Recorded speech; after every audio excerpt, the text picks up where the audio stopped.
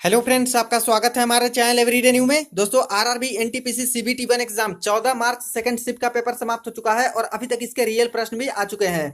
तो आइए आज की सेकंड शिफ्ट की फुल पेपर एनालिसिस देखते हैं। सबसे पहले बात करें कि आज की सेकंड शिफ्ट की पेपर की डिफिकल्टी लेवल कैसी थी। तो देखिए, जितने लोगों से मैंने रिव्यू लिए हैं उनमें से सभी कैंडिडेट के कहने हैं कि आज का सेकंड शिफ्ट का paper moderate to tough level का आया है। कोई भी कैंडिडेट ऐसे नहीं मिले जो कि कह रहे हैं कि इजी टू मॉडरेट रहे हैं। सभी कैंडिडेट मॉडरेट टू टफ ही बता रहे हैं और तीनों सेक्शन से जो प्रश्न पूछे गए उसमें से खास करके मैथमेटिक्स का बहुत ज्यादा प्रश्न था जो कि यहाँ पे कैलकुलेटिव नेचर के डाले गए। बहुत ज्यादा यहाँ पे पॉइंट बाय पॉइंट वेरिएशन कर रहा था आंसर निकालने में और ज्यादातर क्वेश्चन ऐसे थे फ्रेंड्स जो कि 2 मिनट 3 मिनट का समय लग रहा था उसमें। और अगर मैथ को अटेम्प्ट करने में चले गए तो 100 का 100 क्वेश्चन भी आप लोग नहीं देख सकते। ऐसे में टाइम मैनेजमेंट में काफी ज्यादा कैंडिडेट को दिक्कत हुई है।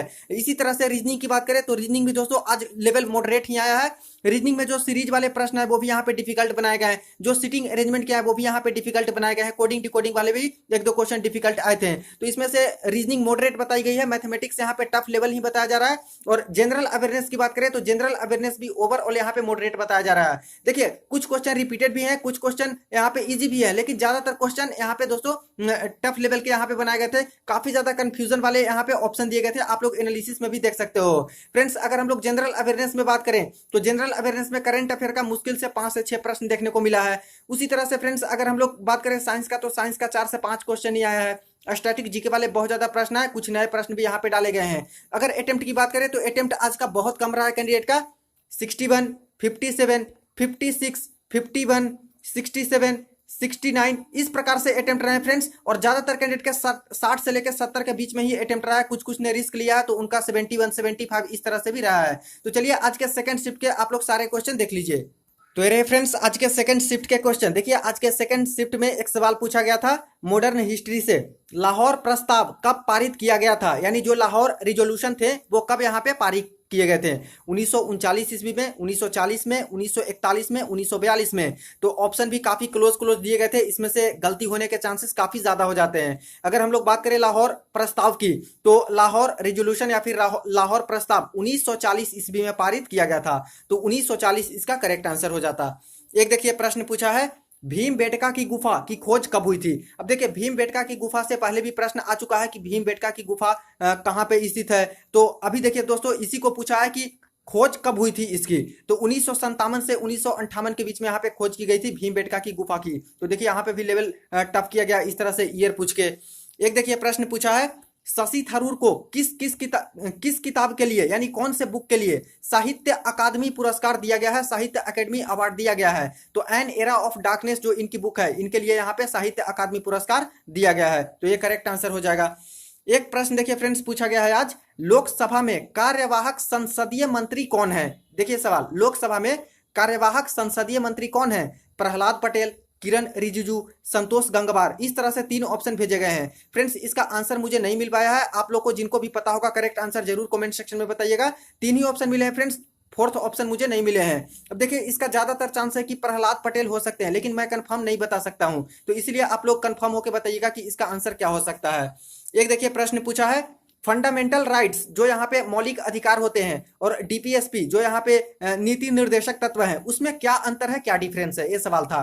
तो फंडामेंटल राइट को न्यायालय में चुनौती दी जा सकती है और लेकिन नीति निर्देशक तत्व है उनको न्यायालय में चुनौती नहीं दी जा सकती, कोर्ट में यहाँ पे चुनौती नहीं दी जा सकती। तो ये इसका डिफरेंस है, ऑप्शन में भी था, तो यही करेक्ट आंसर हो जाएगा। एक देखिए प्रश्न पूछा है 44th अमेंडमेंट यानी 44वीं संविधान संशोधन हुई थी 1978 में, उसके द्वारा क्या जोड़ा गया था, यह सवाल पूछा था। तो देखिए, जो 44वीं संविधान संशोधन हुई थी 1978 के अकॉर्डिंग, उस समय धन के अधिकार को आर्टिकल 300A में यानी 300 का में जोड़ा गया था और मौलिक अधिकार से धन के अधिकार को हटा दिया गया था। तो धन के अधिकार को यानी कि प्रॉपर्टी के अधिकार को आर्टिकल 300A में जोड़ दिया गया था, ऐड किया गया था, ऑप्शन में भी था, तो यही करेक्ट आंसर हो जाएगा। एक प्रश्न देखिए पूछा है पाकिस्तान शब्द पहली बार कब आया। अब देखिए, पाकिस्तान शब्द के जनक कौन है, ये आता तो आसानी से कैंडिडेट कर सकते थे कि चौधरी रहमत अली, लेकिन आज पूछ दिया फ्रेंड्स कि पहली बार कब आया पाकिस्तान शब्द। तो 1933 ईस्वी में प्रयोग किया गया था पाकिस्तान शब्द पहली बार चौधरी रहमत अली के द्वारा। तो 1933 ईस्वी। एक देखिए प्रश्न आया है यूएनओ से रिलेटेड है, कोफी अन्नान जो कि यूएनओ के अध्यक्ष थे वे किस देश के थे, यानी अफ्रीका के किस देश से संबंधित हैं कोफी अन्नान। तो घाना देश से संबंधित हैं। आज फर्स्ट शिफ्ट में भी इससे रिलेटेड प्रश्न आया था फ्रेंड्स और आज सेकंड शिफ्ट में देख सकते हो घाना देश जो लगा के आए उनका सही हो जाएगा। एक प्रश्न देखिए पूछा है, पौधों के विकास के लिए यानी उनके ग्रोथ के लिए, पौधों के ग्रोथ के लिए कौन सा हार्मोन होता है? Auxin, gibberellin, cytokinins. इसका आंसर हो जाएगा ऑक्सीन। तो ऑक्सीन जो यहाँ पे प्लांट हार्मोन है वो पौधों के विकास के लिए, ग्रोथ के लिए इंपॉर्टेंट है। एक और इसी से रिलेटेड प्रश्न आया था, किस हार्मोन के कारण पौधों की वृद्धि रुक जाती है यानी विकास नहीं कर पाते व पत्ते मुरझा जाते हैं? तो एब्सिसिक एसिड, जिसको एबी शॉर्ट में बोलते हैं, तो ये जो यहाँ पे हार्मोन है एब्सिसिक एसिड हार्मोन, ये वृद्धि को रोक देती है, पौधों में वृद्धि नहीं होने देती और पत्ते भी इससे मुरझा जाते हैं। तो एब्सिसिक एसिड। एक प्रश्न पूछा है फ्रेंड्स, सिंपल सा सवाल है फिजिक्स का, लाइट ईयर से क्या मापा जाता है? तो डिस्टेंस यानी दूरी मापी जाती है, दूरी का यूनिट होता है लाइट ईयर, प्रकाश वर्ष। एक देखिए प्रश्न पूछा है, वय वंदना योजना की शुरुआत कब की गई थी? और एक कैंडिडेट के कहने हैं कि मातृ वंदना योजना की शुरुआत कब की गई थी, ये प्रश्न आए थे। तो देखिए वय वंदना योजना की बात करें तो 2017 ईस्वी में इसकी शुरुआत की गई थी, और मातृ वंदना योजना अगर पूछा गया होगा तो इसका भी शुरुआत दोस्तों 2017 से ही माना जाता है। तो 2017 में हो जाएगा ये भी मातृ वंदना योजना, और वय वंदना योजना भी 2017 में। तो योजना से रिलेटेड आज एक प्रश्न आया। एक देखिए रिपीटेड प्रश्न है फ्रेंड्स, काफी कम क्वेश्चन आज रिपीट हुए हैं लेकिन कुछ रिपीट हुए हैं। देखिए टिस्को यानी टाटा आयरन स्टील कंपनी की स्थापना कब हुई है? तो 25 अगस्त 1907 को इसकी स्थापना हुई थी टिस्को की, जमशेदपुर में इसका मुख्यालय है। एक प्रश्न पूछा गया है, गाय, बिल्ली, भैंस, बकरी, और इसमें पूछा था कि ऑड वन आउट कौन सा हो जाएगा, कौन सा असंगत है? तो गाय और भैंस और बकरी है, ये यहाँ पे दूध देती है, मिल्क देती है, लेकिन बिल्ली दोस्तों यहाँ पे अलग हो जाता है इसके अकॉर्डिंग, तो बिल्ली यहाँ पे ऑड वन आउट। एक देखिए प्रश्न पूछा है, कंप्यूटर से कोई भी फाइल को अगर डिलीट करते हैं तो वो कहाँ पे जाती है? तो जो फाइल को हम लोग डिलीट कर देते हैं वो रिसाइकिल बिन में चली जाती है, तो रिसाइकिल बिन हो जाता।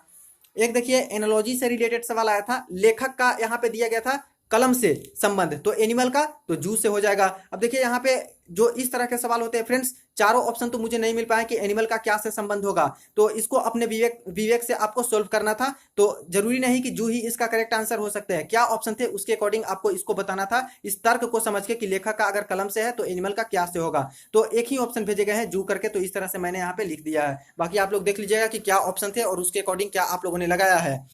एक देखिए फ्रेंड्स, डांस से भी रिलेटेड प्रश्न आया है, नृत्य से भी आया है। पाइका नृत्य किस राज्य की लोक नृत्य है, ये प्रश्न आया था, और इसके ऑप्शन दोस्तों काफी कंफ्यूजिंग दिए गए हैं। देखिए एक तो झारखंड था, उड़ीसा था और बिहार था।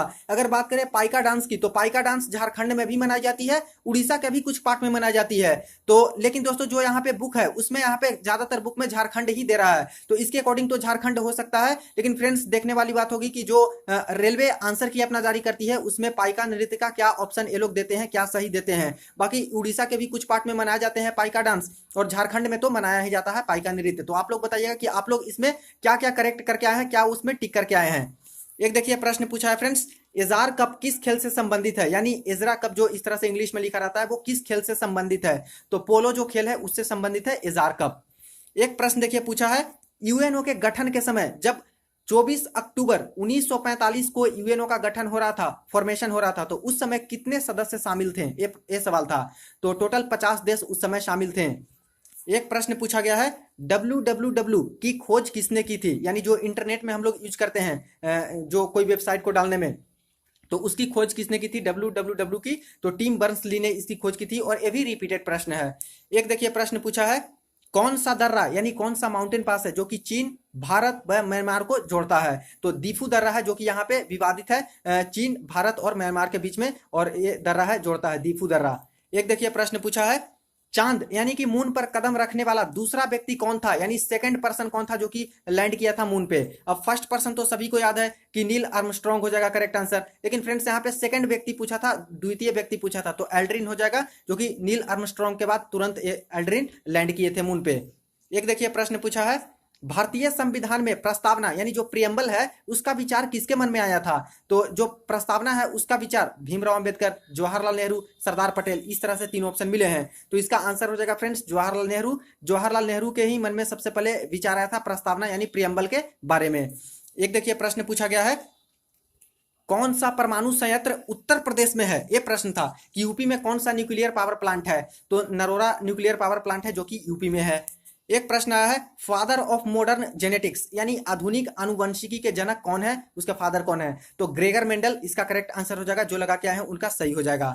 एक प्रश्न पूछा गया है फ्रेंड्स, एशियाई चीता जो एशियन लियोपर्ड है किस राष्ट्रीय वन्य जीव अभ्यारण्य में विलुप्त घोषित कर दिया गया है? कौन से नेशनल पार्क में इसको विलुप्त घोषित कर दिया गया है, एक्सटिंक्ट घोषित कर दिया गया है? तो ये सवाल भी आज पूछे गए, इसके ऑप्शन मुझे नहीं मिले हैं। इसका ऑप्शन जिनको याद होगा जरूर बताइएगा, और किन्हीं को आंसर भी पता होगा तब भी दोस्तों आप लोग इसको लिख सकते हो कमेंट सेक्शन में। तो आज दोस्तों डिफिकल्ट लेवल के प्रश्न आ गए थे, और जनरल अवेयरनेस भी अच्छा खासा लेवल मेंटेन किया गया था, इसमें डिफिकल्ट लेवल भी रखा गया था कुछ क्वेश्चन का, इसलिए दोस्तों आज क्वेश्चन भी ज्यादातर नहीं मिल पाए। जब यहाँ पे पेपर डिफिकल्ट आती है तब एनालिसिस करने में भी दोस्तों काफी ज्यादा प्रॉब्लम होती है, कैंडिडेट को स्ट्राइक ही नहीं करते माइंड में जब क्वेश्चन पूछते हैं। तो फ्रेंड्स अगर मैथमेटिक्स की बात करें तो मैथमेटिक्स देखिए, मैथमेटिक्स भी आज टफ बताई जा रही है।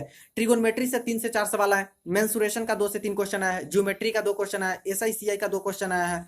इसके बाद प्रॉफिट लॉस की बात करें तो 2 से 3 सवाल आए। आज दोनों जो शिफ्ट हुआ है, दोनों शिफ्ट का जो पेपर है वो टफ आया था। एलसीएम एचसीएफ की बात करें तो 1 क्वेश्चन आया, नंबर सिस्टम से 3 क्वेश्चन बताए जा रहे हैं, सिंप्लीफिकेशन से 3 क्वेश्चन, तीनों कैलकुलेटिव। डीआई वाले 1 से 2 सवाल आए हैं। इसके बाद मीन मीडियन मोड की बात करें तो 1 क्वेश्चन, टाइम एंड वर्क का 2 क्वेश्चन, स्पीड टाइम डिस्टेंस से 1 क्वेश्चन, रेशियो से 1 क्वेश्चन और परसेंटेज से भी 1 सवाल आया है। रीजनिंग की बात की जाए फ्रेंड्स तो रीजनिंग में देख लीजिए, कथन निष्कर्ष पूर्व धारणा से रिलेटेड लगभग 3 सवाल पूछा गया, सिलोगिज्म वाले 2 सवाल आए, सीटिंग अरेंजमेंट के 2 सवाल आए हैं। इसके बाद सीरीज की बात करें तो सीरीज से 4 क्वेश्चन, ब्लड रिलेशन से 3 क्वेश्चन, वेन डायग्राम से 2 सवाल आए हैं, और फिगर काउंटिंग की बात करें तो 1 भी क्वेश्चन नहीं बताया जा रहा है। एनालॉजी का 2 सवाल आया है, अल्फाबेटिकल सीरीज और मिसिंग नंबर जो होते हैं उससे रिलेटेड 2 से 3 सवाल, और इसके बाद दोस्तों जो कोडिंग डिकोडिंग होती है कम से कम 3 सवाल कोडिंग डिकोडिंग के भी आए हैं। तो रीजनिंग यहाँ पे मॉडरेट लेवल बताई जा रही है। Overall paper moderate to tough आया है आज का, दोनों शिफ्ट का, सेकंड शिफ्ट और फर्स्ट शिफ्ट का। तो फ्रेंड्स वीडियो को ज्यादा से ज्यादा आप लोग जरूर शेयर कर दीजिएगा, चैनल को सब्सक्राइब कर लीजिएगा रेलवे भर्ती की पल पल की अपडेट के लिए।